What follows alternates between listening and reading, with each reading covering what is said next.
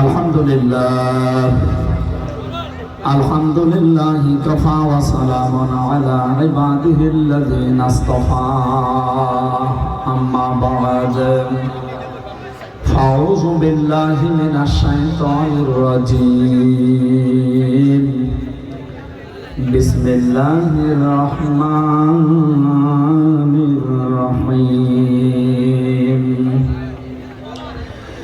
ইয়া আইয়ুহাল্লাযীনা আমানু কুনু কাওয়ামিনা লিল্লাহ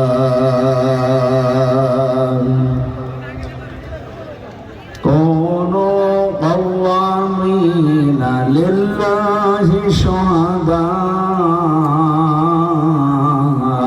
বিল কিসত ولا يجرمنكم شنآن قوم على ألا تعدلوا اعدلوا هو أقرب للتقوى واتقوا الله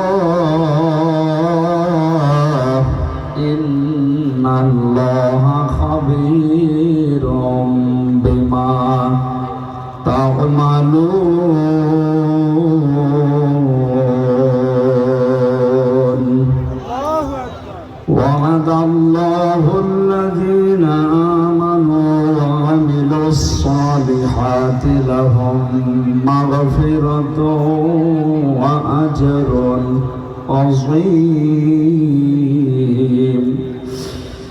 صدقت يا ربنا اللهم صل على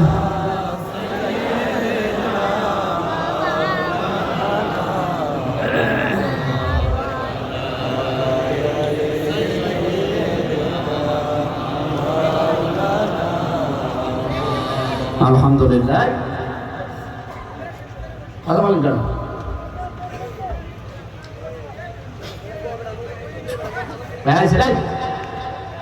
এতক্ষণ লাগে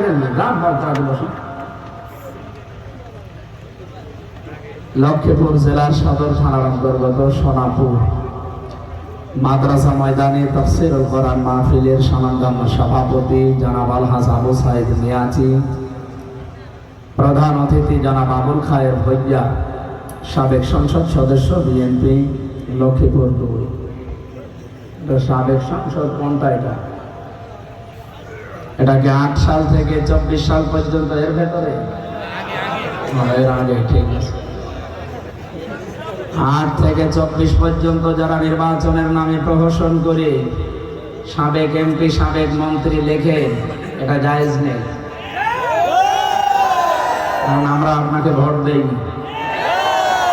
আপনি এতটুকু লিখবেন সাবেক চোর, যেটা সত্য সেটা লিখবেন। আরেকটা যদি বেশি ডিগ্রি দিতে চান লিখবেন সাবেক ডাকাত, ভোট ডাকাত, ভোট চোর। এদেরকে সাবেক এমপি সাবেক মন্ত্রী বলা হারাম। কোন কারণে বলা লাগবে? মানুষের অধিকার যারা নষ্ট করে, প্রকাশ্য এরা মানবতার দুশমন।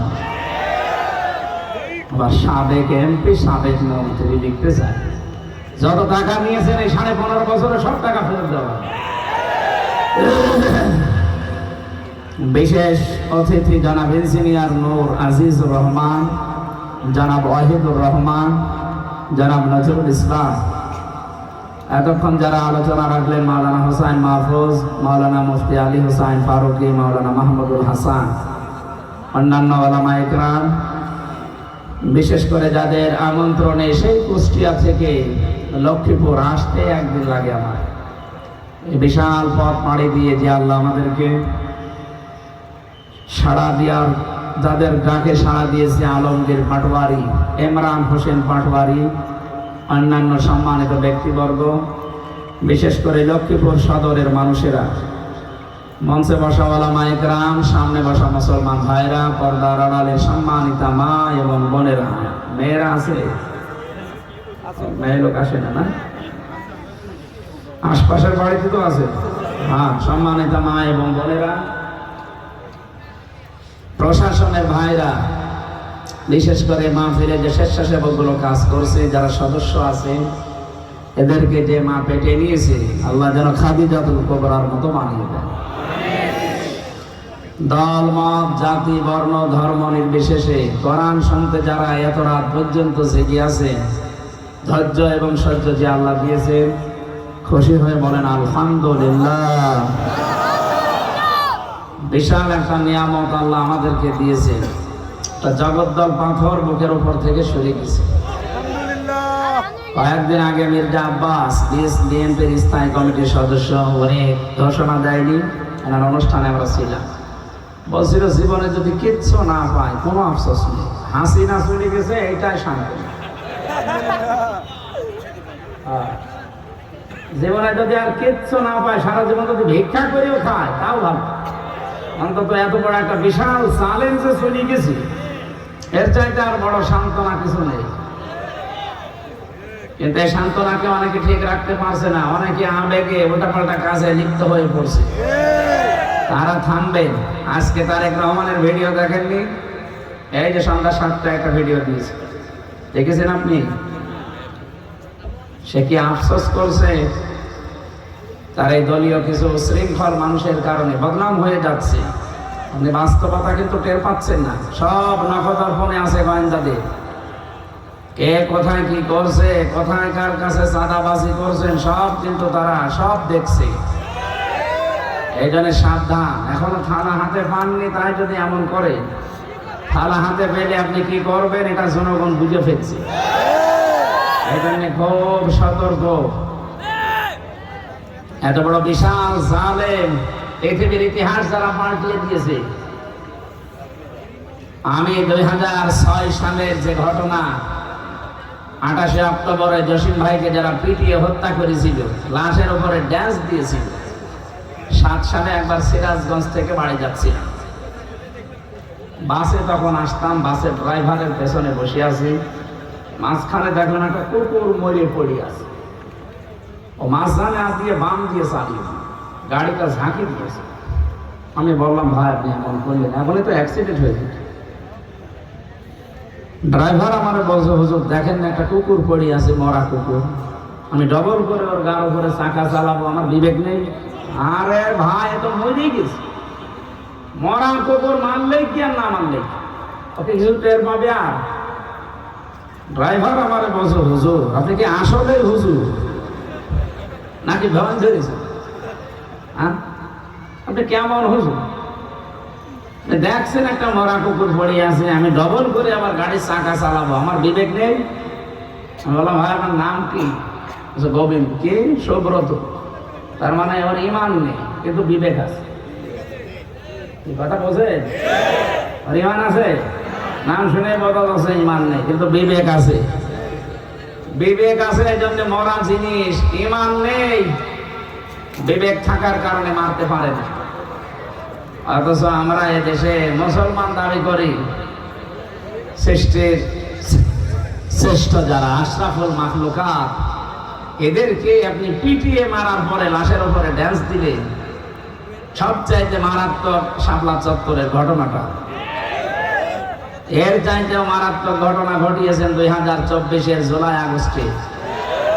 জীবিত মানুষকে বুকের সাথে গুলি লাগিয়ে হত্যা করার পরে ওটা আবার ভ্যানের উপরে তুলে দিচ্ছে, লাশ পুড়িয়ে দেবে।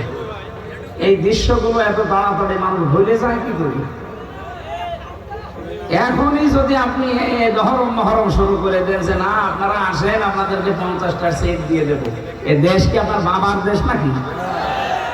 2732 জন মারা গেছে, এগুলো জীবন ফিরিয়ে দেন।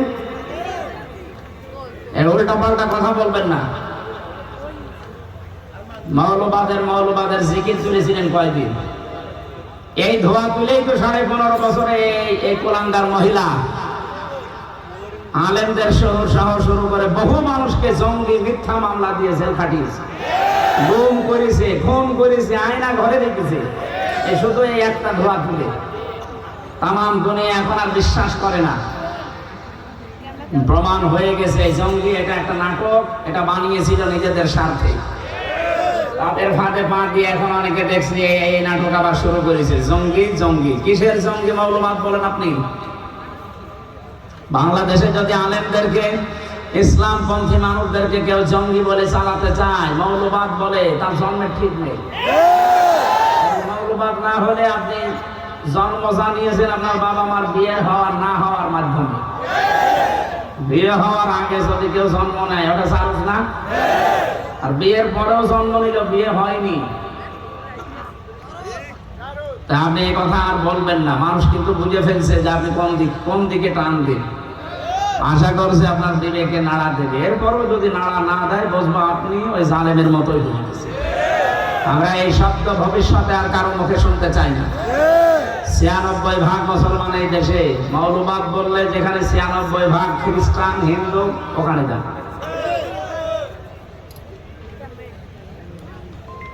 সুতরাং আমারও জীবনের আশা আকাঙ্ক্ষা কিচ্ছু যদি না পায় আর সারা জীবন যদি আমি ভিক্ষা করে খাই তাও আলহামদুলিল্লাহ।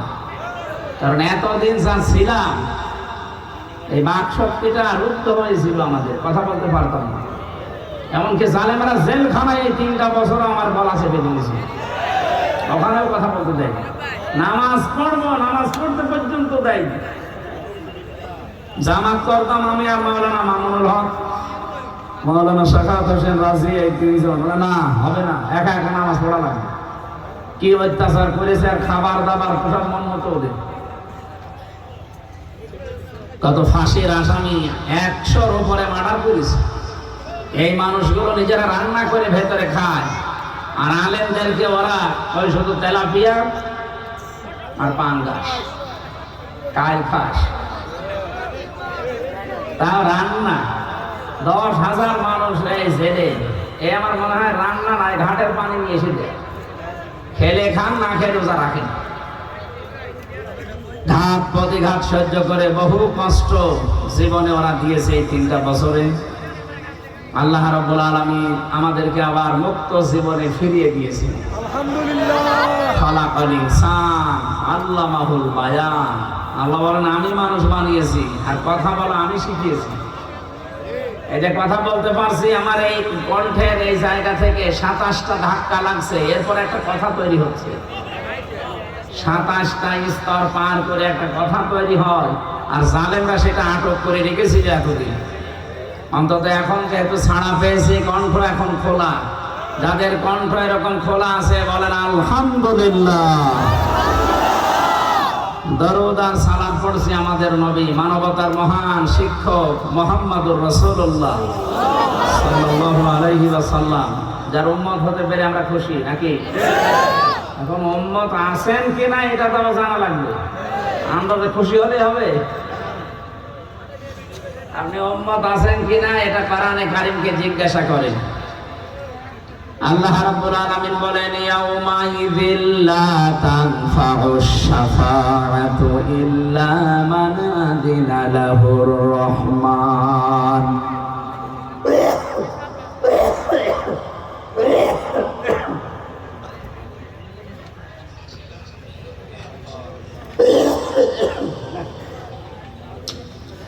কাশিটা তো বন্ধই হচ্ছে না।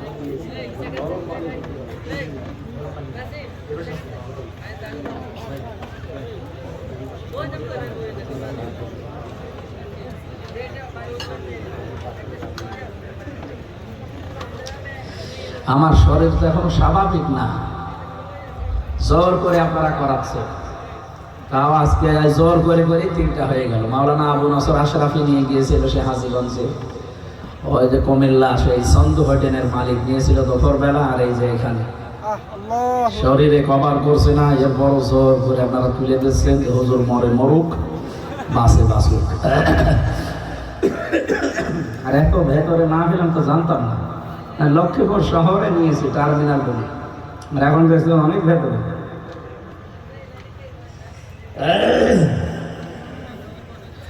64 জেলায় আমার মনে হয় এক এক জেলায় 2টো করে দিলেই হয়ে যায়। আমাদের যে হারে মানুষ হয় এখন মাহফিলে, আলহামদুলিল্লাহ, এক এক জেলায় সামনে বছর মনে করছে 2টা 3টার বেশি আর দেওয়া যাবে। শরীর তো বাঁচাতে হবে। 3টা বছরে ওরা তোমাকে আরে নষ্ট করে ফেলেছে। বিভিন্ন রকমের রোগ আমার শরীরে এখন বাসা বেঁধেছে, বিশেষ করে ডায়াবেটিসটা। আমার মাথার এই সাইডটা হালকা ড্যামেজ হয়ে গেছে, মনে থাকতে চাই না।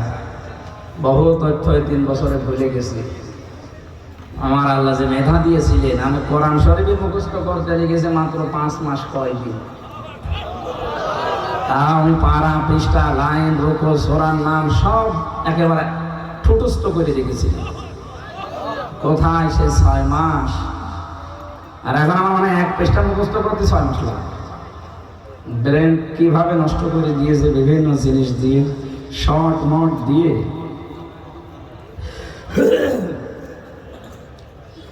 আল্লাহ রাব্বুল আলামিন আমার মনে হয় ভেতরে যেহেতু 3টা বছর খালি কোরআন শরীফ ছিল বলে বেঁচে ছিলাম। তাছাড়া বহু মানুষকে আমি মরে যেতে দেখেছি।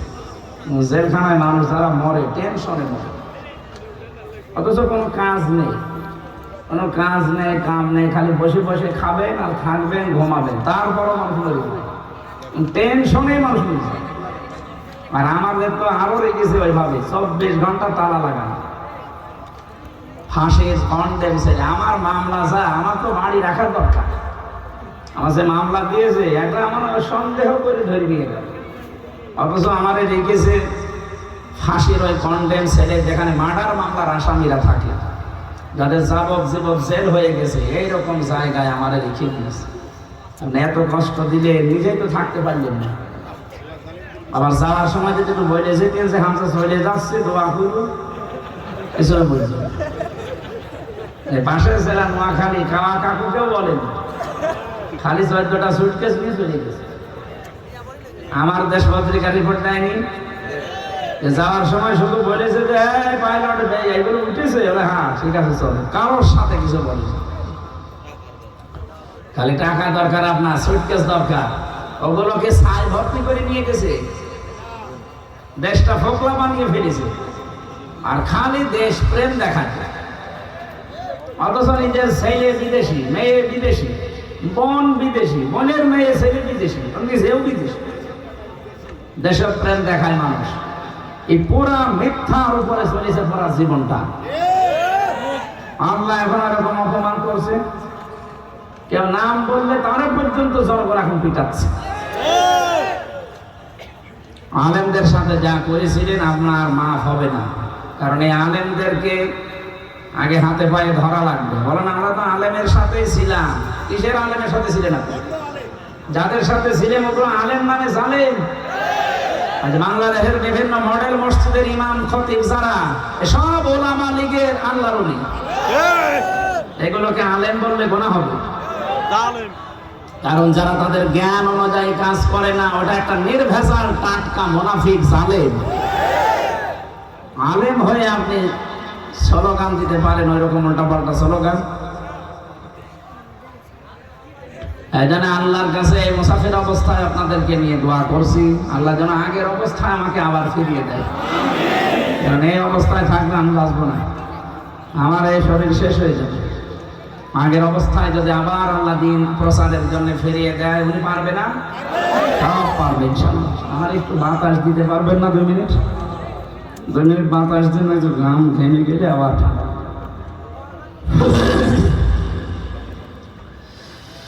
লক্ষ্মীপুরবাসী মুহাম্মদ রাসূলুল্লাহর উম্মত হওয়ার জন্য এখানে আল্লাহ 2টা গুণ দিয়েছেন।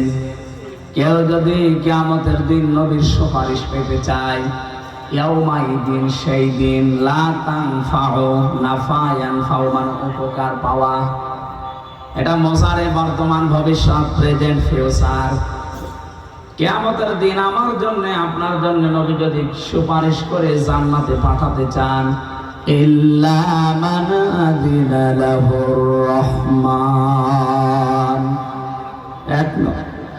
এক নম্বরে আমার অনুমতি থাকা লাগবে। আল্লাহ বলবেন যে যা তোরে অনুমতি দিলাম।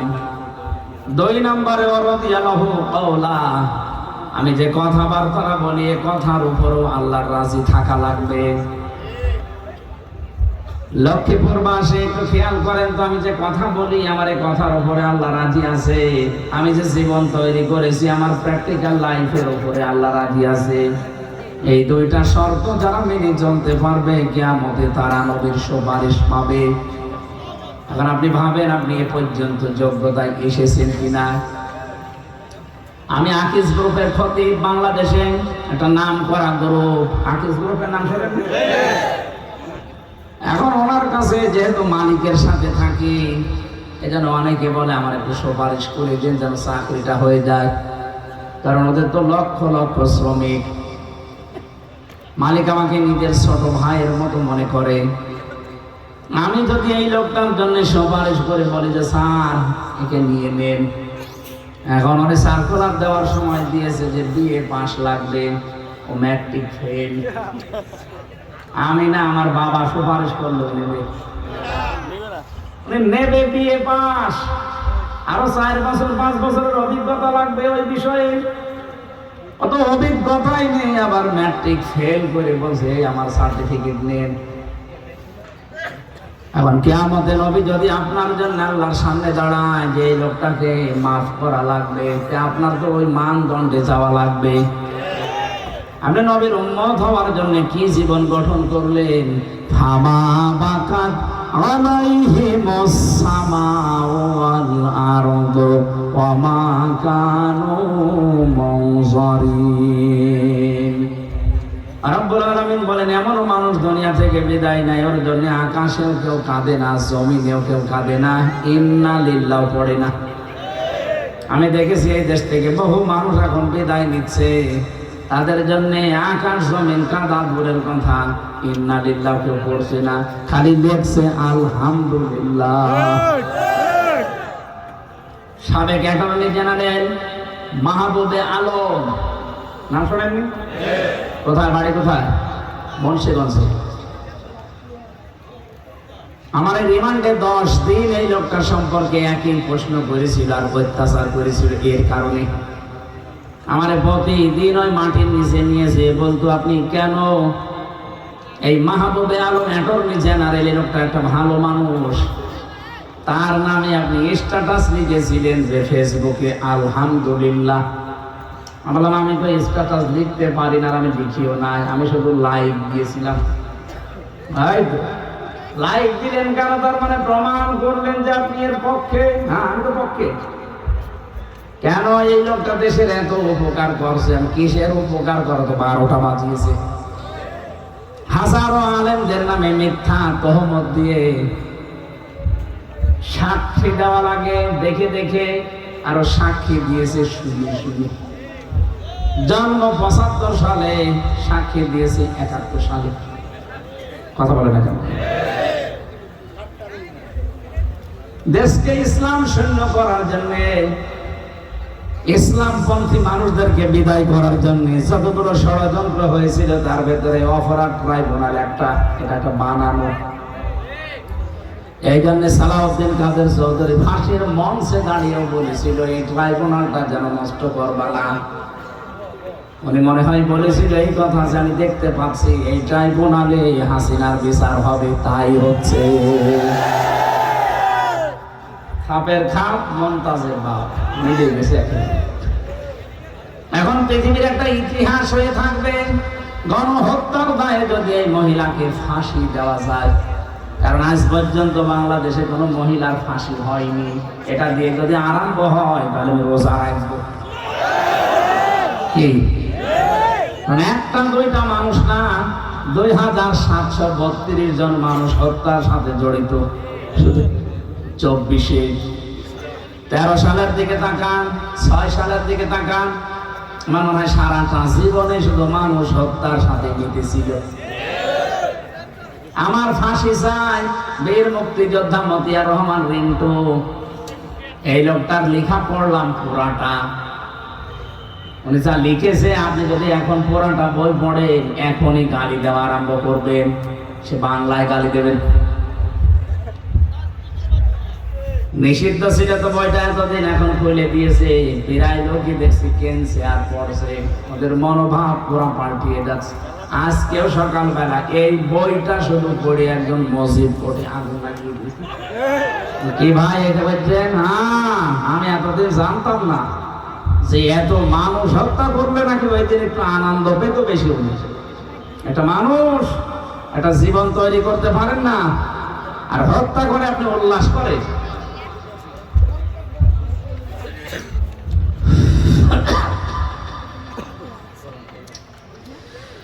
আমার ভাইরা, বাস্তবতা এইটা, আমি যদি সত্যি সুপারিশের যোগ্য হয়ে না থাকি, নবীজি না তামাম পৃথিবীর সব কিছু আমার জন্য করলো, মালিক আমাকে নেবে না। এজন্য আমি এখন থেকেই ভাবি আসলে আমি সুপারিশের যোগ্যতা অর্জন করেছি কিনা। একা একা যখন থাকি মাঝে মাঝে চিন্তা আসে, আল্লাহ তুমি যদি বলো হামজা 2024 সালের নভেম্বর মাসের 30 তারিখ পর্যন্ত তোরে মাফ করে দিলাম, যা শুধু ডিসেম্বরের 1 থেকে 30 এই 30 দিনের হিসাব দিয়ে তুই জান্নাতে চলে যা। আমার যা কাজ কারবারে 30 দিনের হিসাব দেওয়া আমার দ্বারা সম্ভব না। আপনারা পারবেন না? আপনারা পারবেন? কত কঠিন শর্ত লাগিয়েছে কোরআন সূরা তাহা। এটা 16 নম্বর পারা 18 নম্বর পৃষ্ঠার 10 নম্বর লাইনের 109 নম্বর আয়াতে আছে। তাফসিরে ফি জিলালিল কোরআন সাজ্জাদ কুতুব লিখেছেন, ইল্লা মান আদিনা লাহুর রহমান আর রাদিয়া লাহু আওলা। আমার তো মনে হয় মানুষের জীবন পরিবর্তনের জন্য পুরা কোরআন লাগবে না, এই দুইটা শব্দ যথেষ্ট। যদি বুঝে পড়তে পারে কি সূক্ষ্ম শব্দ আল্লাহ দিয়েছেন দেখেন। আপনার জন্য এজেন্ট দেওয়া লাগবে, অনুমতি দেওয়া লাগবে। আমি যদি ভাইয়ের জন্য হাফিজের মালিককে কিছু বলি, উনি তো আমাকে আগেই অনুমতি দিয়ে রাখবে যে আপনাকে আমি বললাম এরকম কোনো মানুষ পেলে আপনি দেবেন। সেই যোগ্যতায় তো উনি পৌঁছাতেই পারেননি। উনি নেবে বিএ পাশে ম্যাট্রিক ফেল হবে। 2 নম্বরে রাদিয়াল্লাহু কাওলা, এটা আরো গুরুত্বপূর্ণ। নবী আপনি যার জন্য সুপারিশ করবেন আমার কাছে, ওই লোকটার কথাবার্তা যা বলে দুনিয়ায় তার উপরও আমার রাজি থাকা লাগবে। এমনও তো ওকে দেশ থেকে বিদায় নিয়ে চলে গেল, এখন পালিয়েছে, হয়তো 100টা কথা বলতো, 99টা মিথ্যা কথা। বিশেষ করে হাসান মাহমুদ, ওর জীবনে কোনো সত্য কথা আছে বলে আমার মনে হয় না। 2 নম্বরে কাওয়া কাকু, কথা বলছে না কেন? কাওয়া জীবনে একেবারে মরণের ঘর থেকে ঘুরে আসলো, মনে হল্লাম যে যাই হোক একটু বেঁচে গেছে, যখন আল্লাহ বিল্লাহ করবে, ওরে বাবা শয়তানি আরো বেড়ে গেছে। কথা বললেই শুধু মিথ্যা কথা বলে আর মানিয়ে বলে আন্দাজে। মাসুদ তুমি ভালো হয়ে যাও, তো ভালো হয়ে করবে কি? ওকে ভালো হতে দিয়েছেন আপনি? যেটা আমি দেখতে পেয়েছি, জেলখানায় না গেলে আমি অনেক কিছু জানতাম না। এদেশে 1628টা চেয়ার ছিল। কয়টা? 1628টা। এই চেয়ার না, ওই যে ওই সমস্ত চেয়ার গুলো যেগুলোতে দেশ চালানো যায়, এই 1628টা চেয়ার যতদিন পর্যন্ত ভালো না হবে, এদের কথাবার্তারা যখন লাইন মতো না আসবে, ততদিন এই দেশ শান্ত হবে না। এখন যদিও হালকা পাতলা লাইনে আসতেছে, এখনো পুরাটা আসেনি। আমরা চাই এই 1628টা চেয়ারে যাদেরকেই বসাবেন, তাদের চরিত্র যেন হযরতে আবু বকরের মতো হয়। দেশটা এমনি দাঁড়িয়ে যাবে। কি করেছিলেন তার জীবন থেকে 2 মিনিট বলি। হযরতে আবু বকর সিদ্দিক, তিনিও রাষ্ট্রের দায়িত্বে ছিলেন। তার স্ত্রী একদিন ডাক দিয়ে বলছে, স্বামী ছেলে পায়েস খেতে চেয়েছে, ঘরে তো ওইরকম কিছু নেই, এক কাজ করেন, অর্থমন্ত্রীর দায়িত্বে যিনি আছেন বায়তুল মালে, তাকে বলেন আগামী মাসের বেতন যেন আমাদেরকে দিয়ে দেয় অ্যাডভান্স। তিনি বললেন ঠিক আছে। অর্থমন্ত্রীকে বলেন দেখো আগামী মাসের বেতন আমার লাগবে, অ্যাডভান্স দিয়ে দাও, সামনে মাস আমার দেওয়া লাগবে না। অর্থমন্ত্রী ওই রকম, উনি ডাক দিলেন, খলিফা আপনি যে আগামী মাস পর্যন্ত বাঁচবেন সেটা লিখে দেন, আর আগামী মাস পর্যন্ত জনগণ আপনাকে চেয়ারে বসিয়ে রাখবে, ওইটার গ্যারান্টি দেন। আপনাকে যে আমি আন্দাজে আগামী মাসের বেতন দেব, আমি কোন কারণে দেব? এরকম কথা যদি এই ডাইনির সামনে কেউ বলতো, ওর তো আল্লাহ থাকতো। কথা বলে না কেন? বাড়িতে চলে গেলেন, স্ত্রীকে বলে না, যে উদ্দেশ্যে গিয়েছিলাম পাইনি, যেভাবে আছে এভাবে চলো, পায়েস খাওয়া লাগবে না। কি মনে করেন আপনি প্রেসিডেন্টের ছেলে পায়েস খাবে, টাকা নেই? আর আমাদের প্রেসিডেন্টের ছেলের এক এক মাসে নাকি কয়েক কোটি টাকা শুধু ফুর্তি করিয়ে উড়িয়ে বেড়ায়। এ পৃথিবীর একমাত্র বিজ্ঞানী যার কোনো আবিষ্কার নেই। হ্যাঁ, পৃথিবীর একটাই মাত্র বিজ্ঞানী আছে যার কোনো আবিষ্কার নেই। বিজ্ঞানী হতে হলে তা আবিষ্কার করে বিজ্ঞানী হওয়া লাগে। আর এমন এক বিজ্ঞানী আমরা পেয়েছি জীবনে কোনো আবিষ্কার করেনি, নামে বিজ্ঞানী।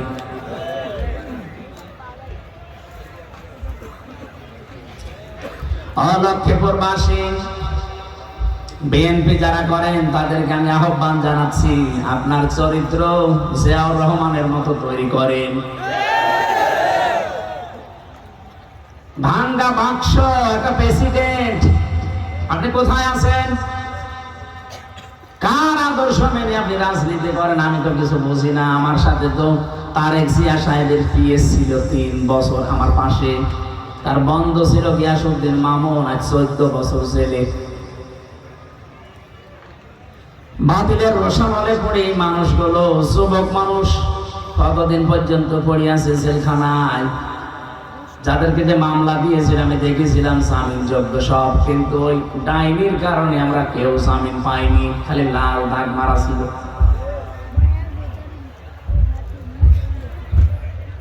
যারা আজ নাম ভাঙিয়ে চলতে চাচ্ছেন, না, আপনি কিন্তু মুনাফিকি করছেন আপনার নিজের সাথে। আপনার দল আদর্শ যারে মানেন তার সাথে আপনি মুনাফিকি করছেন। জিয়াউর রহমানের জীবনী আমি পুরাটা পড়েছি, ওই তার সাথে তো আপনার মিল পাই না।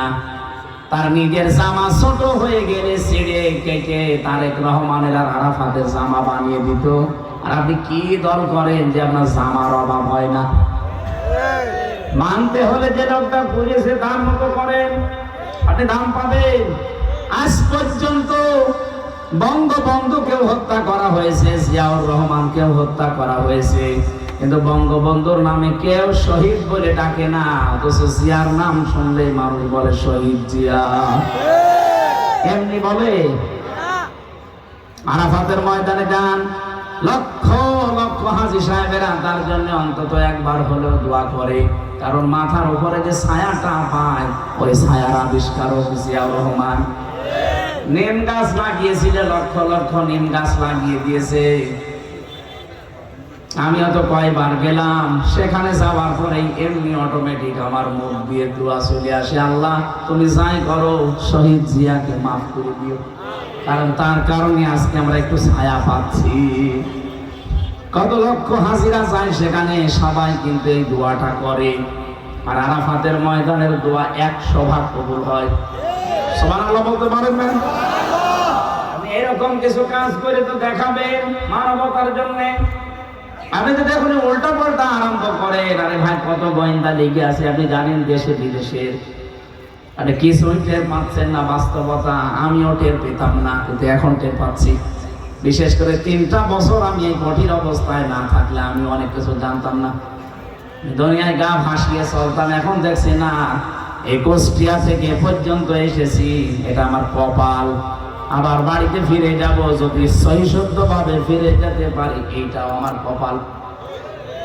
কত কিছু লাগানো আছে আমাদের পেছনে, প্রতিটি মানুষের পেছনে এটা লাগানো আছে। আমি ধরা পড়ার পরের দিন মাওলানা আমিরুল ইসলাম বেলালী সাতক্ষীরায় বাড়ি, আলেমদের সভাপতি ছিল ওই সময় মুফাসসির পরিষদে। উনি আমার বাড়িতে কল দিয়েছে, জিজ্ঞাসা করছে হামজাকে যদি খবর পাও তো বলবা এই এই কথাগুলো। ও শয়তানরা দেখছি সকালবেলা আমার এই রিমান্ডে এইগুলো দেখাচ্ছে। আশ্চর্য তো, কোথায় কে কোন নাম্বারে কল দিয়েছে সেটা পর্যন্ত সব রেকর্ড করা ছাড়া। আমি যদি একটু উল্টা পাল্টা মিথ্যা বলবো না, ওইগুলো আমাদের দেখি আগে। ওই সময় বলেছি, বুঝেছিলাম যে কি অবস্থায় আছে আমরা। বিশেষ করে বাটন মোবাইলে যারা কথা বলে, এই বাটন মোবাইলে কথা বলা আর থানায় বসে বসে কথা বলা একই।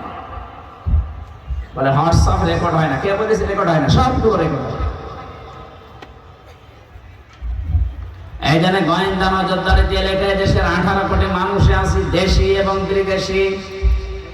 তাম দুনিয়ায় যে ভয়েস অফ আমেরিকা, মাইক্রোসফট, এগুলো সব খ্রিস্টানরা ইহুদিরা চালায়। আপনি দেখেছেন কি কি রিপোর্ট এখন বের করছে। ভারত এতদিন আমাদের পেছনে মিথ্যা তথ্য ছড়িয়েছে, প্রপাগান্ডা চালিয়েছে যে বাংলাদেশের সংখ্যালঘু নির্যাতন হয়, এটা ডাহা মিথ্যা কথা। পৃথিবীতে এখন 257টা দেশ আছে, সবচাইতে বেশি সংখ্যালঘু নির্যাতনের তালিকায় আছে ভারত।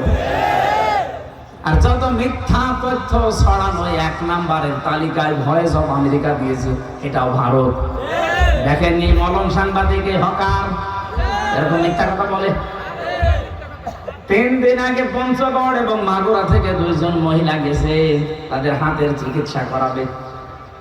ওই মলমের ভাইরা ভাই আছে একজন বলছে, আপনি বলেন যে বাংলাদেশে আপনার মেয়েকে রেপ করা হয়েছে, ওই দেশে পোষা বর্জন করা যাচ্ছে না, আমরা পালিয়ে চলে এসেছি, আপনি এটা বলেন, আমরা বিশ্ব মিডিয়ায় ছড়িয়ে দেই।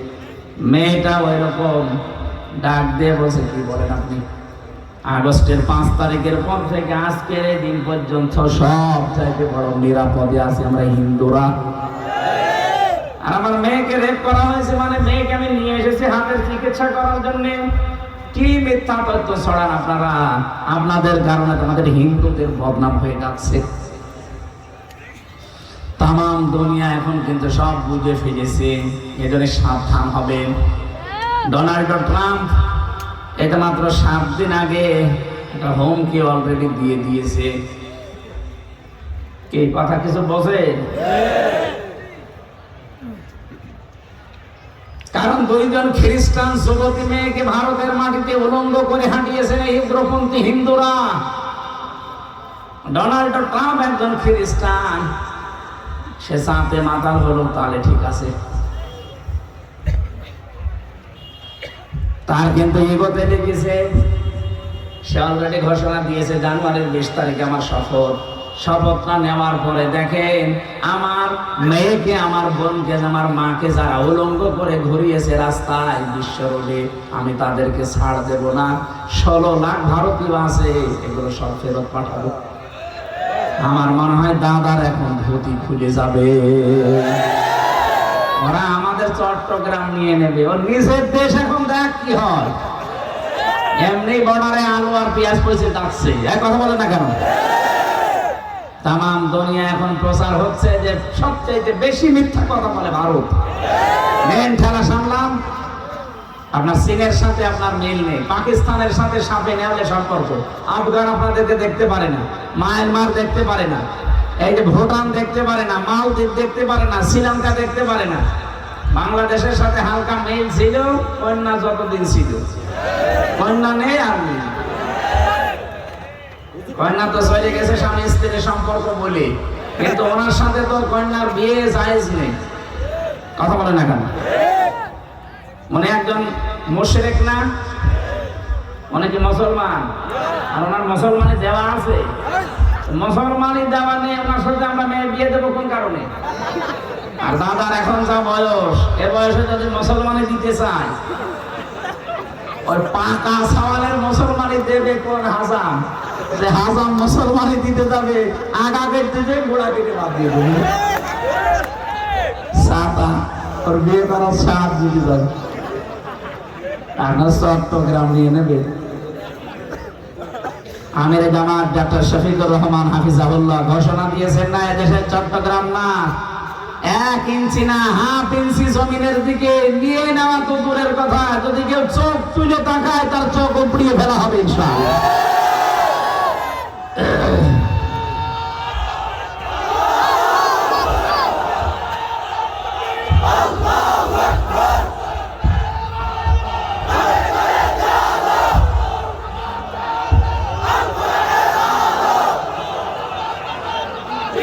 আলহামদুলিল্লাহ।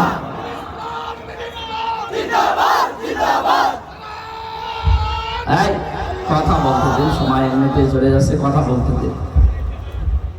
এটা আর আগস্টের 5 তারিখের আগে নেই, এ দেশ পাল্টিয়ে গেছে। এখন চলছে ডিসেম্বরের 30 তারিখ। কালকে রাতের পরে আমাদের শুরু হবে নতুন বছর। কিন্তু আমরা একটা সাবধান বাণী উচ্চারণ করছি। কুষ্টিয়াতে আজকে মাইকিং হয়েছে যে খ্রিস্টানদের দেওয়া, হিন্দুদের দেওয়া এই 31 নাইট উদযাপন করা মুসলমানের দেশে চলবে না। কুষ্টিয়াতে এমনি একটা সাংস্কৃতিক রাজধানী, সেখানে যদি ঘোষণা আসতে পারে এই নোয়াখালী, কুমিল্লা, ফেনী, চাঁদপুর, লক্ষ্মীপুর, এটা তো মুসলমানের আঁকড়া, আলেমদের জেলা এগুলো। আমরা সারা দেশে তাই জানি যেটা আলেমদের শহর। এই কথা বলো না কেন? আপনারাও নিষিদ্ধ করে দেবেন এই জেলায় যেন এই খ্রিস্টানদের কালচার পালন না হয়। অনেক যুবক কিন্তু এটা পালন করার জন্য টাকা পয়সা অনেকে গুছিয়েছে। ফুল দেবে প্রেমিকাকে। কিসের প্রেমিকা? বিয়ের আগে প্রেম করা যায় আছে? খালি ফুল দেওয়া যায় আছে। 31 নাইট এটা হিন্দুদের, খ্রিস্টানদের কালচার। আজকে তওবা করেন না, যা করেছিলাম আর সামনে কোনোদিন করবো না। এই 4-5 জেলা তো আমার ধারণায় আসে না। আমরা এখান থেকে ইসলাম নিয়ে আমরা পালন করি। সারা বাংলাদেশের 64 জেলা জানে, কুমিল্লা, নোয়াখালী, ফেনী, চাঁদপুর আর লক্ষ্মীপুর, এই 4-5টা জেলা আলেমদের শহর। এখানে ইসলামের চর্চা বেশি হয়। এই ইসলাম কোন ইসলাম? এটা 31 নাইট পালন করা। ওইদিন যদি পালন করতেই হয় রাত 12টার পরে তাহাজ্জুদে দাঁড়াবেন। অন্তত 4 রাকাত, 8 রাকাত, 12 রাকাত তাহাজ্জুদ পড়ে কঠিন একটা সেজদায় পড়ে থাকবেন আধা ঘন্টা 1 ঘন্টা। বলবেন, আল্লাহ বিগত জীবনে যাই করেছি অন্তত সামনের বছরটা আমি তোমার পথে চলতে চাই। এইটা 31 নাইট এইভাবে পালন করা যাবে না। ঠিক আছে, আলহামদুলিল্লাহ। আমি নবীর উম্মত হওয়ার জন্য আমি সহ যারা আসলাম, আমাদের যোগ্যতা যেন ওই পর্যায়ে যায়। নবী যেন আমাদের দিকে দেখেই বুঝতে পারে না এটা আমার উম্মত ছিল। আল্লাহ আমাদেরকে কবুল করুন, আমিন। আমরা আজকে তেলাওয়াতকৃত আয়াত সূরা মায়েদার 8 এবং 9, এই দুইটা আয়াতের সাবজেক্ট হচ্ছে ন্যায় বিচার। কি বিচার? ন্যায় বিচার। আমরা কোরআনে কারীম থেকে তাফসীর আকারে কথা শুনতে চাচ্ছি। সূরা মায়েদা 120টা আয়াত আছে, 16টা রুকু আছে। আমরা পড়েছি মাত্র 2টা আয়াত, এক আয়াতের তাফসীর করব, 8 নম্বর আয়াতে। আমার বিষয় কি বললাম? বলেন। কিয়ামতের এই কঠিন ময়দানে কোন নামাজীকে, কোন রোজাদারকে, কোন দানশীলকে, কোন পর্দাওয়ালা মহিলাকে আল্লাহ আরশের ছায়ায় স্থান দেবে বলেন না? বলেছে ওই মানুষকে আমি স্থান দেব যে দুনিয়ায় ন্যায় বিচার কায়েম করতে পারে। এটা শুধু রাষ্ট্রের বিষয় না, ব্যক্তিগত জীবন থেকে শুরু করে আমরা একেবারে আন্তর্জাতিক জীবন পর্যন্ত পুরা কোরআন দিয়ে মিলাতে চাই। চলে যাচ্ছেন মানে? আমার এখানে বসিয়ে রেখে চলে যাচ্ছেন কেন? আর প্রসাব পায়খানা আর বিড়ি খাওয়ার নেশা লাগলে যাবেন। অনেকে আমার নেশা আছে। আপনাদের চট্টগ্রাম বিভাগ না এটা? এই বিভাগের জন্য তোমার বিড়ির মাসলা আলাদা। এই এলাকার ইমামও বিড়ি খায়, যদিও এখানকার নয়, চট্টগ্রামে পেয়েছি।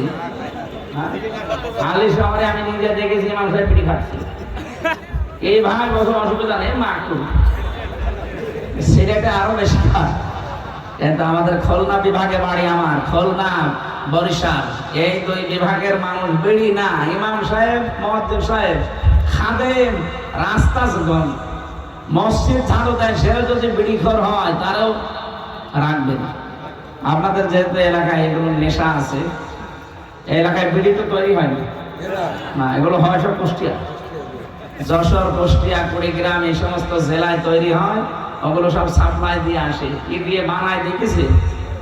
তামাক। সবচেয়ে বেশি চাষ হয় কুষ্টিয়া, চুয়াডাঙ্গায়। এগুলো সব ফেলে রাখে রোদে, কুকুরে, শ্রীগালে, বিড়ালে প্রসাব করে, পায়খানা করে, রোদে ঝাড়া দিয়ে প্যাকেট করে পাঠিয়ে দেয়। যতই ঝাড়া দিক মাছ মশলা কিন্তু লেগে থাকে। কথা বলছে না কেন? ওইটা এই করে আপনারা খান, শোক টান যতই দিন, ভেতরের অবস্থা তো ভালো না। বিড়ি খাওয়াটা ছেড়ে দিন ভাই, যদি পারেন ছেড়ে দিন। 22,000 কোটি টাকা, 22,000 কোটি টাকা লস হয়ে যাচ্ছে শুধু আগুনে পুড়ে পুড়ে। আরো 5টা ক্ষতি হয় বিড়ি খেলে। আমি তো আর বিড়ি খাওয়ার লস করছি না, এটা নিষেধ করার জন্য।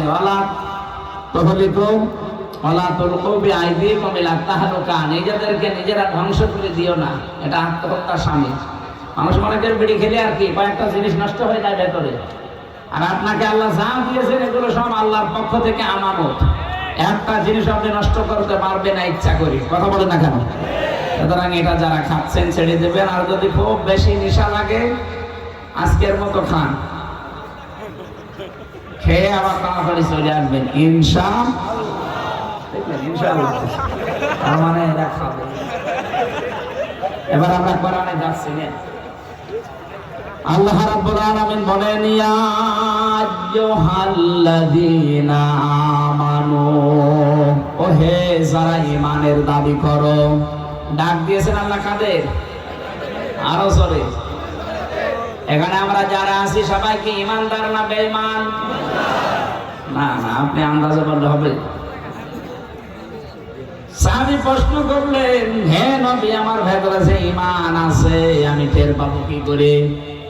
নবীজি বললেন, ইদা সাররাতকা হাসানাতুকা ওয়া সাআতকা সাইয়্যাতুকা ফাআনতা মুমিন। যখন তোমার ভালো কাজগুলো তোমাকে আনন্দ দেবে আর অন্যায় কাজগুলো তোমাকে কষ্ট দেবে, ভেতর থেকে একটা বাধা আসবে, প্রতিবন্ধকতা সৃষ্টি হবে, তখন বুঝবে তোমার ঈমান আছে।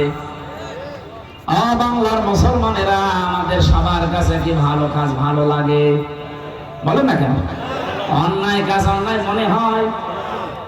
এই যে মোবাইলের ভেতরে যাদের এমন এমন দৃশ্য আছে, সিনেমা আছে, নভেল, নাটক আছে, যেগুলো নিজে দেখলে আনন্দ পান, অন্য কেউ দেখলে আপনার লজ্জা লাগে, এরকম কোন দৃশ্য যদি থাকে এই মুহূর্তে ডিলিট করা লাগবে।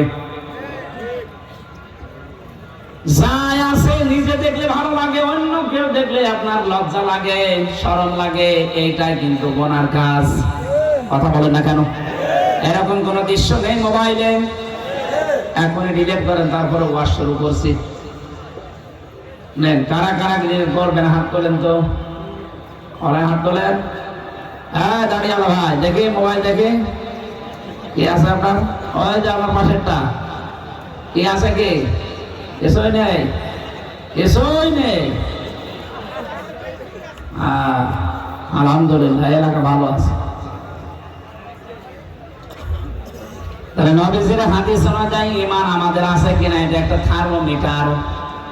যখন ভালো কাজগুলো আপনার ভালো লাগবে, অন্যায় দেখলে আপনার ভেতর থেকে একটা বাধা আসবে, কষ্ট লাগবে, তখন বুঝবেন আপনার ঈমান আছে। কি কথা বলেন না কেন? এই ঈমানদারকে আল্লাহ ডাক দিয়ে জানিয়েছেন, কোন তোমরা হয়ে যাও কাওয়ামিনা লিল্লাহ শুহাদা বিল কিসত। এক নম্বরে তোমরা আল্লাহর জন্য দাঁড়িয়ে যাও, সত্যের সাক্ষ্য দেওয়ার জন্য। ন্যায় বিচার কায়েম করা এবং সত্যের সাক্ষ্য, এই দুইটার জন্য তোমরা দাঁড়াও। এ ঘোষণাকার বাংলার ইমানদারেরা, দল মত নির্বিশেষে আজকে আমাদেরকে দাঁড়াতে হবে ন্যায় বিচার কায়েমের জন্য আর সত্য সাক্ষ্য দেওয়ার জন্য। আল্লাহ রাব্বুল আলামিন বলেন, ওয়ালা ইয়াজরিমান্নাকুম শানানু কওমিন। কোরআন শরীফে যত আয়াত আমি তাফসীর করেছি, এইটা আমার কাছে সবচাইতে ভয়ের আয়াত। আপনি হয়তো এখনো বোঝেননি আল্লাহর বক্তব্যটা। ওয়ালা ইয়াজরিমান্নাকুম শানানু কওমিন। কোন ব্যক্তি, কোন দল, কোন গোষ্ঠী, কোন জাতি, তাদের উপরে রাগান্বিত হয়ে তাদের উপরে যেন অবিচার করবা না। হিংসার বশবর্তী হয়ে কোন ব্যক্তি, কোন পরিবার, কোন সমাজ, কোন দল, কোন জাতি, কোন গোষ্ঠী, এদের উপরে হিংসার বশবর্তী হয়ে রাগ করে কোন অবিচার চাপিয়ে দিবা না। এ ঘোষণাকার। অথচ আমি, আমার মনে হয় এই 54 বছরে এইটাই দেখতে পাচ্ছি। একটা লোকের উপরে রাগ আছে, রাগ তুলতে গিয়ে ন্যায় বিচার না অবিচারের একেবারে সর্বশেষ জায়গায় পৌঁছে যাচ্ছে। এই আয়াতটা কিয়ামতে অনেকের বিরুদ্ধে দাঁড়াবে আমার মনে হয়। বিশেষ করে যে মহিলা নিজের রাগকে কন্ট্রোল করতে না পেরে একটা মানুষের উপরে, একটা ব্যক্তির উপরে, একটা দলের উপরে রাগ করে তাদেরকে শেষ করে দেওয়ার জন্য অবিচারের একেবারে শেষ পর্যায়ে চলে গেছে। আরে ভাই, আমার নামে যদি কেউ রাজাকারের মামলা দেয়, এটা শয়তান বিশ্বাস করবে? ওসি আমারে ডাক দিয়ে বলছে, হুজুর আপনি আসেন না কেন? আমাদের কাছে নির্ভরযোগ্য সূত্রে খবর এসেছে যে আপনি রাজাকার। আমি বললাম যে ভাই আপনি আমারে দেখেছেন কোনোদিন সরাসরি? বলছে না, আমি একটা হিন্দু মানুষ। আপনি একটা হিন্দু মানুষ, আমাকে তো দেখেননি সরাসরি, কোন কারণে এটা বলেন? বলে সকালবেলা এসেছিল কয়েকজন জোব্বার পাগড়ি মাথায় দিয়ে, তারা এসে বললো আপনি নাকি কুষ্টিয়ার চিহ্নিত রাজাকার। বললাম আমার বয়স এখন 33 বছর, আমার 92 সালে জন্ম, আমার বাবা ওই সময় হয়েছে কিনা আল্লাহ ভালো জানে। আমার বাবার মনে হয় এখন 55 বছর হবে। 55 বছরের বাবার বয়স, আমার বয়স 33, আমার মা আরো মনে হয় 4-5 বছরের ছোট হবে আমার বাবার। আমার বাবার তো ওই সময় বিয়ে হয়নি, কথা বলেন না কেন? আমার বাবার তো অন্তত ওই সময় বিয়ে হলেও আমার মায়ের ওই সময়, আমার বাবার সাথে বিয়ে না হলে আমি কিভাবে হলাম দুনিয়ায়? আপনি কি কারণে এগুলো করছেন আমাকে একটু বলেন তো? আমি নিজে করতে চাইনি, আমাকে দিয়ে করাচ্ছে মাছ ভান্ডারের কিছু লোক। মানে এবারে বুঝলাম যে হ্যাঁ ওদের আঘাত লেগেছে কোন জায়গায়। তার কিছুদিন আমি ফুরকানের 68 নাম্বার আয়াতের একটা ব্যাখ্যা বলেছিলাম, ওখানে ওদের বিরুদ্ধে গেছে ওয়াল্লাযীনা লা ইয়াদউনা মা'আল্লাহি ইলাহান আখার। রব্বুল আলামিন বলেন সাবধান, আল্লাহকে যারা ডাকো তার সাথে অন্য কাউকে জুড়ে দিবা না। এই কথা বুঝতেছেন? আল্লাহকে যারা ডাকে তার সাথে অন্য কাউকে যারা ডাকবে ইউদাফ লাহুল আযাব, তাদের শাস্তি ডবল হবে। কয়টা? আরো জোরে। অথচ যে কুমিল্লা, ব্রাহ্মণবাড়িয়া, চাঁদপুর এই সমস্ত জেলাতে আমরা দেখি জিকির করে আল্লাহ, কিছুক্ষণ পরে ইয়ালি বাবা, কেল্লা বাবা, ফতে বাবা। এখন বসে আপনি কোথায় পেয়েছেন আল্লাহর সাথে কেল্লা বাবা, ফতে বাবা বলা লাগবে? যারা করে এগুলো, ওই কথাগুলো কোরআন দিয়ে তুলে ধরলে যেহেতু ওদের ব্যবসা বন্ধ হয়ে যায়, মানুষ বোঝে যে তো ভণ্ড। কারণ এই কাজ করলে শাস্তি পাওয়া লাগবে ডবল। নিজেরাও জাহান্নামে যাচ্ছে, আমাদেরকেও সাথে নিয়ে যাচ্ছে। আবার নাম নিয়েছে সুন্নি। কিসের সুন্নি? আপনি বেদাতি।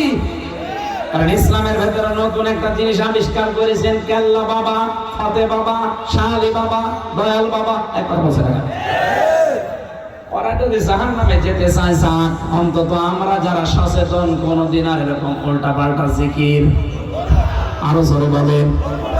ওরা এই কারণে ওসির কাছে নালিশ দিয়েছিল যে উনি পীর মাশায়েখ মানে না। কিসের পীর মানে না? পীর মানে ওস্তাদ, শিক্ষক। তার কাছে আমি কিছু জানার জন্য যাব, তার গা পা টিপা লাগবে, উল্টা পাল্টা জায়গায় হাত দেওয়া লাগবে। কোথায় পেয়েছেন আপনি? অনেকে খেদমত করতে করতে বউ পর্যন্ত দিয়ে আসে, যুবতী মেয়ে দিয়ে আসে। আরে ভাই, আপনার বউ দিয়ে আপনি পীরের গা টিপান, আল্লাহর ওলি মনে করি। তোরা শরীরের ভেতরে এমন জায়গা আছে যেখানে হাত লাগলে মরা মানুষ জিন্দা হয়ে যায়। ও যদি এখন জিন্দা হয়ে পড়ে। বাংলাদেশে 48,000-এর উপরে দরবার, অধিকাংশ দরবারে ইসলাম নেই, সবগুলো বানানো ইসলাম চলছে।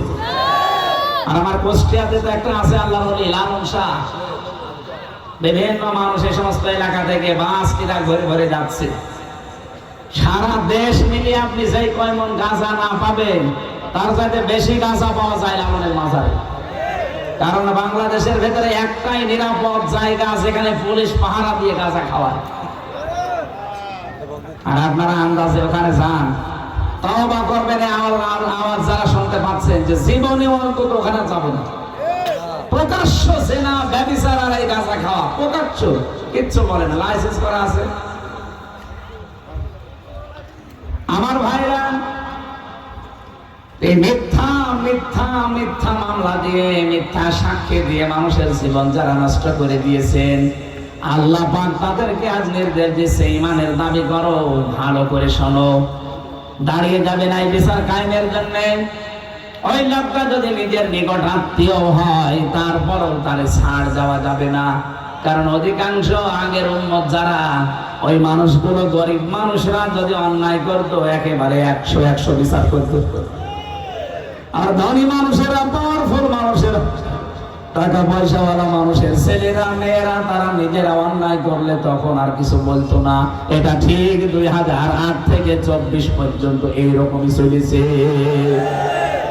যদি বিরোধী দলের কেউ কিছু করে 5 থেকে চুন খসে 14টা মামলা হয়ে যায় তার নামে, আর নিজের দলের লোক যদি আকাশও খেয়ে ফেলে কোনো অসুবিধা নেই।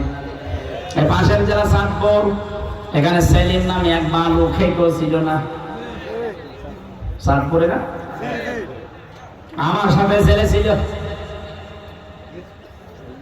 আমি দেখেছি লোকটার আচরণ কি। ওখানে যে মানুষগুলো কয়েদি আছে তাদেরকে পর্যন্ত পিটাতে যেত। কোথায় আছে এখন জানি না, মানে বের হয়েছে গণপিটুনিতে বলছি। আলহামদুলিল্লাহ, আচরণ খুব খারাপ। ভেতরে থাকতে সব জানিয়েছে আওয়ামী লীগ করতে মনে হয় না, শয়তানের ভেতরে যাও শয়তান হ্যাঁ আল্লাহর লোক হবে। আমার ভাইরা, আমার আয়াতের মূল কথায় যাচ্ছে, আমরা আজকে থেকে যে যা করুক আমরা দাঁড়িয়ে যাব সত্য প্রতিষ্ঠা করার জন্য।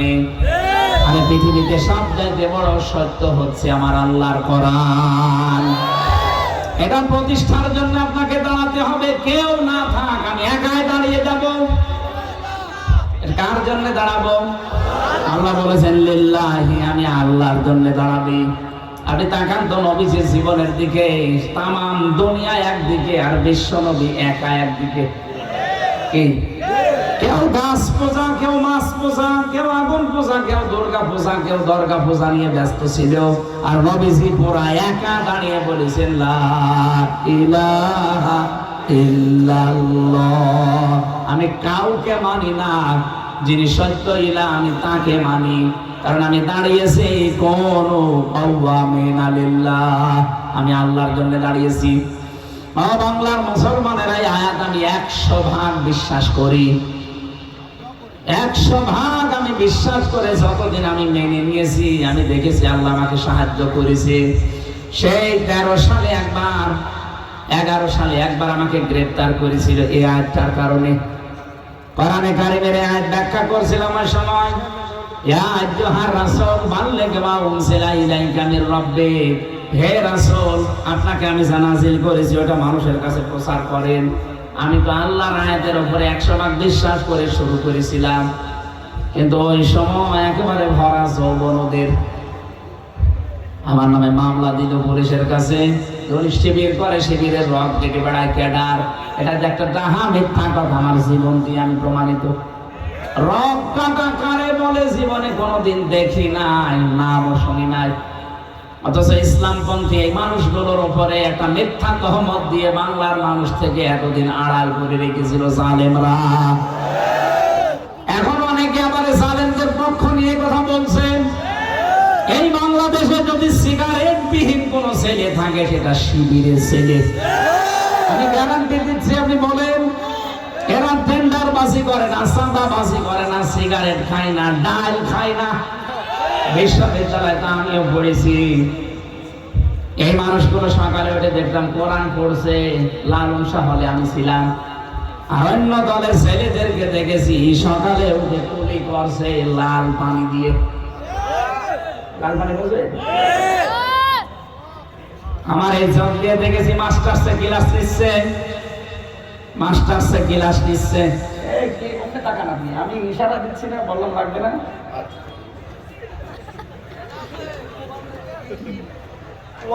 মাস্টার্সে ক্লাস করছিলাম, হঠাৎ শুনতে পেলাম হয়েছে ওই কি হয়েছে। পরে শুনলাম যে এক শিক্ষককে জুতা দিয়ে পিটিয়েছে মাস্টার্সের এক ছেলে। স্যার বলছে যে বাবা আমারে ছেড়ে দিয়ে আমি জীবনে আর ক্লাসে আসবো না।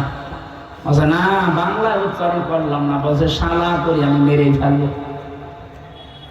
পড়ে কিসে? মাস্টার্স। আমি এই চোখে এইটাও দেখেছি, শিক্ষক অজু করছে, ছাত্র পায়ে পানি ঢেলে দিচ্ছে। ছাত্র পায়ে পানি ঢেলে পরিষ্কার হয় না, নিজের হাত দিয়ে পরিষ্কার করে দিয়েছে, অথচ বয়স 7 বছর। ওইটার বয়স 26 বছর আর এটার বয়স 7 বছর। ছাত্র তো দুইটাই। একে বলে 3 দিন মাদ্রাসার মক্তবে গেছে, এখনো আলিফ বা তা পড়া শেষ করতে পারেনি। তার আচরণ দেখেছেন। আর ওটা মাস্টার শেষ করে কালকে ডিসি হবে, এসপি হবে, টিএনও হবে, ওসি হবে, সে শিক্ষককে গালি দিয়ে পিটাচ্ছে। একটাই কারণ, এর ভেতরে কোরআন আছে আর ওর ভেতরে কোরআনের আলো নেই। এটা মানুষ হচ্ছে আর ওটা জানোয়ার অলরেডি হয়ে গেছে। রব কাটার নাম আজ মুসলমানদের ইসলামপন্থীদের ভিতরে লাগিয়ে দিয়েছে জালেমরা। এই কারণে মানুষ যেন এদের কাছে না আসে। একটা মানুষের রব কেটে দেওয়া, এর মতো মানবতা বিরোধী অপরাধ আছে এদের ভেতরে। আমার ভিডিও আছে, আজকে আসার সময় দেখছিলাম। 5 আগস্টের এই দিনে একটা ছেলে হেঁটে যাচ্ছে আর একজন তরবারি নিয়ে এক কোপে তার হাতের উপরে। দেখেন যে ভিডিওটা, আপনি বলেন যে মানুষ বলা যায়? জীবিত মানুষকে আপনি কোপ দিচ্ছেন।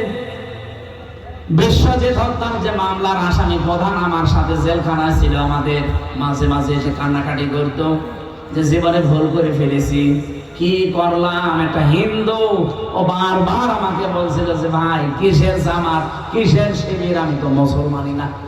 আপনার যদি বিশ্বাস না হয় আমার কাপড় খুলে দেখেন। তারপরও আমরা তাকে ছাড়ি নাই, কোপ দিয়ে শেষ করে দিয়েছি। অথচ আজ আমি কি করলাম? 30 বছর আমার জেল। কত? 30টা বছর আমার জেল খাটা লাগবে। আমার মা বাবা আমার আর খোঁজ নেয় না, আমার দলীয় লোক কোনো পরিচয় আর নেই আমাদের সাথে। জেলখানায় একটা টাকাও কেউ পাঠায় না। মানবেতর জীবন যখন এখন উল্টাপাল্টা করে চলা লাগে।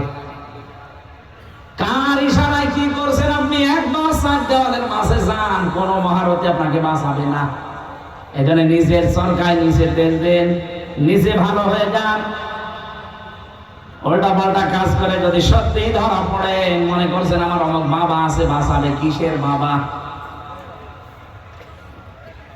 গোয়েন্দা রিপোর্ট কিন্তু খুব খারাপ আসতেছে সামনে। আমি আজকেও একেবারে সর্বোচ্চ পর্যায়ে একজনের সাথে কথা বলেছি। মনে বলছে আমরা খুব পর্যবেক্ষণে রেখেছি একেবারে সারা দেশটা, দেখতে চাচ্ছি কে কেমন কাজ করে। আপনারা যা করছেন সতর্ক করলাম, এরপরও যদি আপনি না থামেন আপনার অবস্থা জালেমদের মতোই হবে। সত্যের সাক্ষ্য দেওয়ার জন্য যারা দাঁড়িয়ে যায়, পৃথিবীর ইতিহাস বলছে এই মানুষগুলোর শত্রু বেড়ে যায়। আরে ভাই, আমিও যদি কোরআনে কারিমের দাওয়াত ওই সেই 13 সাল থেকে 11 সাল থেকে শুরু করতাম, বাবা কাঁদো কাঁদো, আমিও কাঁদতাম, আপনারাও কাঁদতেন, কেঁদে কেটে শেষ হয়ে যেতাম না, কিছুই হতো না। আমি কোরআন যেই দিন বুঝেছি সেদিন দেখেছি আল্লাহু ইয়াসিমুকা মিনান নাস। হেনবি যদি কোরআনে কারিম সঠিকভাবে প্রচার করেন, বিপদ আপদ যদি আসে আমি আল্লাহ আপনাকে বাঁচাবো। ইয়াসিমু এটা মোসারে বর্তমান ভবিষ্যৎ, প্রেজেন্ট ফিউচার, শুধু আপনাকে না, কিয়ামত পর্যন্ত।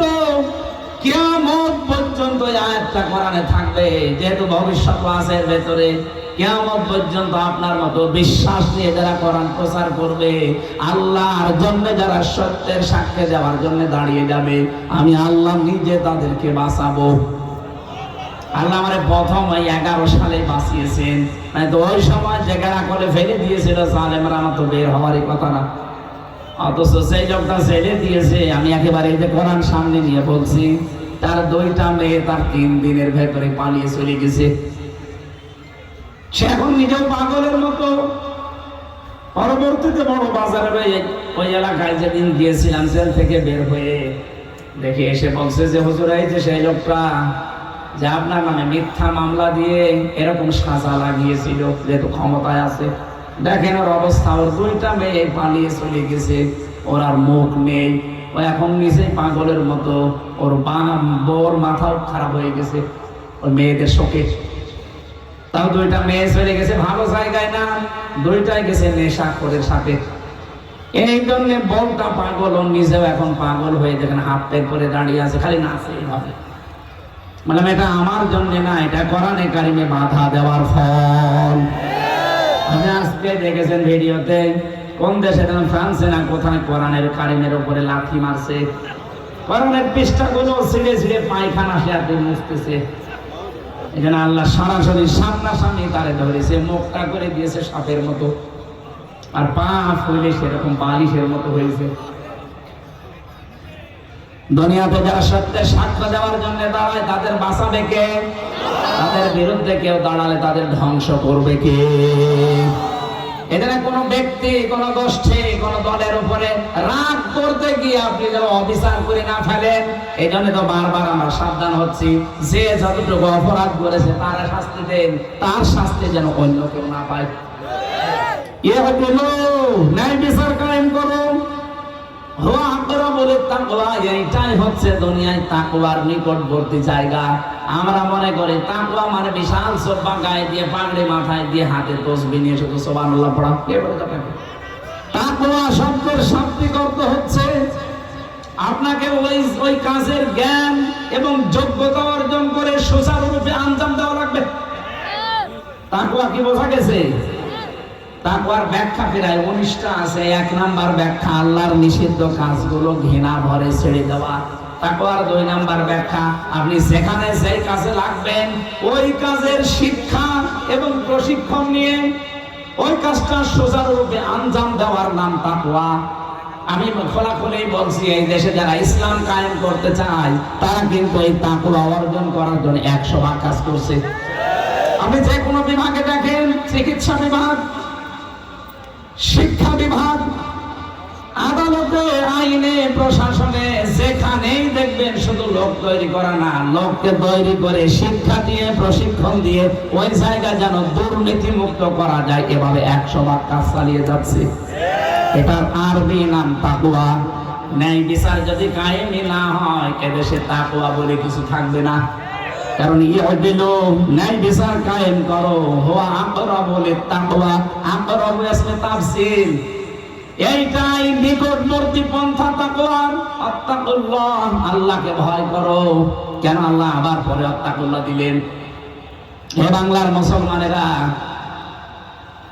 এই তাকওয়া শব্দের ব্যাখ্যা যদি বাস্তবে আপনি নিয়ে আসতে না পারেন, আপনার পরবর্তী প্রজন্ম যারা আসবে তারা সত্যি সত্যি বেঈমান হয়ে যাবে। এর ব্যাখ্যায় আমি অনেকগুলো ঘটনা পড়েছি। এই যে আব্দুল কাদের জিলানী রহমাতুল্লাহ আলাইহি বলা হয় যে হুজুর দোয়া করেন যেন ছেলে মেয়ে তাদের মতো হয়, এমনি হবে। আব্দুল কাদের জিলানীর মায়ের পেটের দিকে তাকান, তার মা এই যে পেটে তাকে ধারণ করেছিলেন, উনি এসে একদিন বলছে, মা তুমি সত্যি করে বলো তো আমাকে পেটে রাখা অবস্থায় কোনো হারাম কাজ করেছো? কেন? যা পড়ে আমার পড়া মনে থাকে না, আমার মনে হয় আমাকে পেটে রেখে কোনো হারাম কাজে তুমি লিপ্ত ছিলে। মা বলছে, বাবা আমার কোন কথা মনে নেই, তবে একটা কথা আমার মনে পড়ে। আমার পেটে যখন তোর বয়স 9 মাস, তোকে নিয়ে গিয়েছিলাম তোর নানির বাড়িতে বেড়াতে। ওঠানের উপরে আসার দেওয়া ছিল, শোকাতে রোদে ওটা তুলে খেয়েছিলাম, অত জানলাম যে ওটা পাশের বাড়ির একজন রোদে শোকাতে দিয়েছে। ও বাবা আব্দুল কাদের, মানুষের জিনিস পেটে রাখা অবস্থায় না বলে খেয়েছিলাম, এই কারণে মনে হয় তোর মেধার উপরে এর প্রভাব পড়েছে, এই জন্য পড়া মনে থাকে না। ও বাংলার মেয়েরা, তাকওয়া কারে বলে আপনি একটু খেয়াল করেন তো। মানুষের জিনিস না বলে খাওয়ার কারণে যদি ওই প্রভাব সন্তানের মেধার উপরে পড়ে, এই কারণে যদি ছেলে মেয়ের লেখাপড়া মনে না থাকে, আমাদেরকে যারা পেটে নেন কি করেন আপনি? কত কিছু না বলে খেয়ে হজম করে ফেলেন। আপনার পেটে এমনি আসবে আব্দুল কাদের জিলানী। এদের মেয়েরা যারা এসেছেন বিভিন্ন জায়গায় বসে আছেন, আপনাদের পেট ঠিক করবেন। আর আমরা তাকওয়া অবলম্বন আজকে থেকে করব এইভাবে, যেখানে যেই কাজ করব সে কাজটা যত ছোট হোক আর বড় হোক, ওই কাজের শিক্ষা এবং প্রশিক্ষণ নিয়ে ওই কাজটা সুচারুরূপে আঞ্জাম দেওয়ার চেষ্টা চালাবো। আল্লাহ আমাদেরকে তৌফিক দেন আয়াতটা মেনে চলার। ইন্নাল্লাহা খাবীরুম বিমা তা'মালুন। অবশ্যই আমি আল্লাহ খবর রাখি তোমরা যা করো। আল্লাহ যেহেতু সব জানে, সব খবর রাখে, এই জন্য তাকে সাক্ষী রেখে সত্যকে প্রতিষ্ঠা করার জন্য, ন্যায়ের সাক্ষী হওয়ার জন্য প্রত্যেকের জায়গা থেকে চেষ্টা করি। আমিন। আমার জেলখানায় লিখিত নারী এবং পুরুষের উপরে বই লেখা আছে, দাম্পত্য জীবনের সমস্যা এবং তার সমাধান কি হবে। এটা আমার মনে হয় স্টেজে আছে বা গাড়িতে আছে, কোন জায়গায় যাওয়ার সময় মেয়ের জন্য নিয়ে যাবেন, বর জন্য নিয়ে যাবেন, পুরাটা পড়াবেন। সংসারে আমি আশা করি শান্তি আসবে। যেহেতু আজকে আমার 3টা হয়ে গেছে আর এখন ঘুমানোর টাইম, 11:30 বাজে। আজকের মতো বিদায় দিচ্ছি। আমিন, আল্লাহুম্মা আমিন। লা হাওলা ওয়ালা কুওয়াতা ইল্লা বিল্লাহিল আলিয়্যিল আযীম। আল্লাহুম্মা ইগফিরলি ওয়ারহামনি ওয়াহদিনি ওয়া'ফিনি।